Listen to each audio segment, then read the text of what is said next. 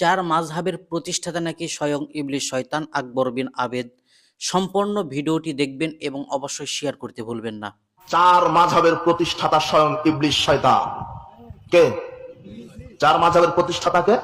ইবলিস। যেখানে মুহাম্মদ সাল্লাল্লাহু আলাইহি ওয়াসাল্লামের শরীয়ত বিদ্যমান থাকতে কোন নবীর শরীয়ত টিকে না, সেখানে মাযহাবের দোয়ায় শরীয়ত কি করে টিকবে?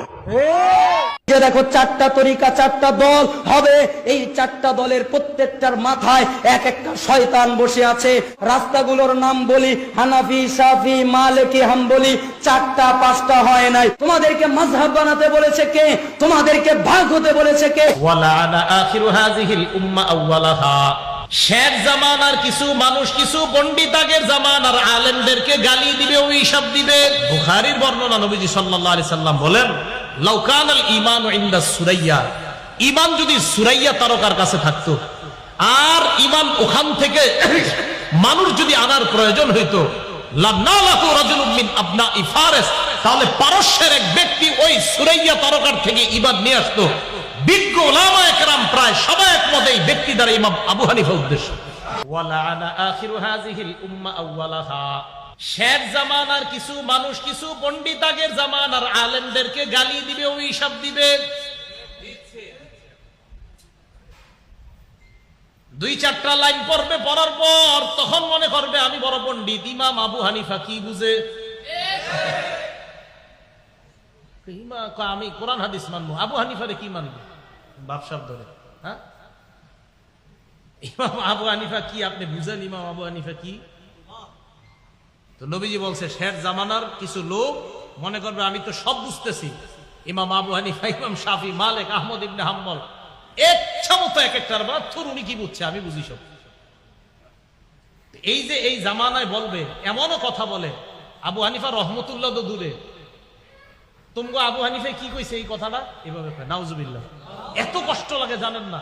নামাজি, নামাজ পড়ে ৫ ওয়াক্ত কয় তোমগো আবু হানিফা কি কইছে, এরকম বলে।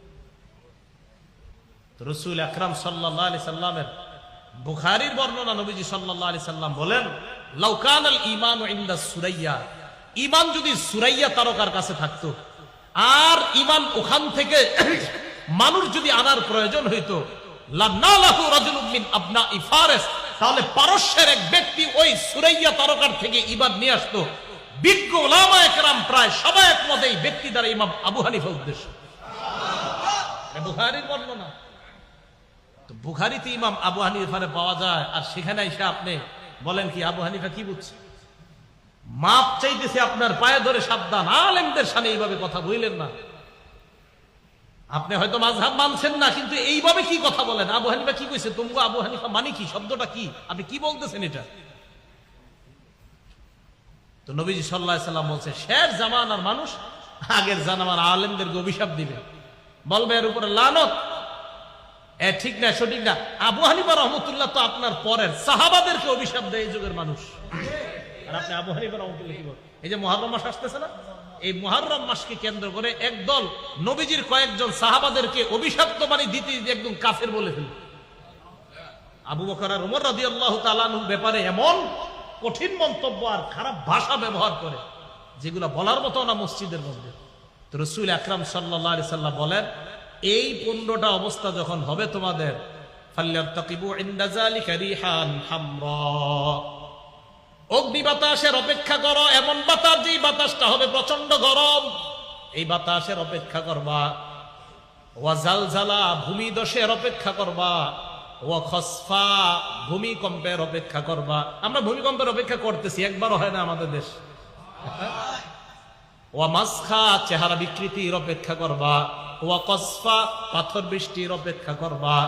এরপর আল্লাহ নবী যেটা বলছে মুসলমান, এটা পড়ার পর আমি নিজেই বড় পেরেশানের মধ্যে আছি। আল্লাহ নবী বলেন আয়াতিন তাতাবা, একটার পর একটা গজব আসতেই থাকবে।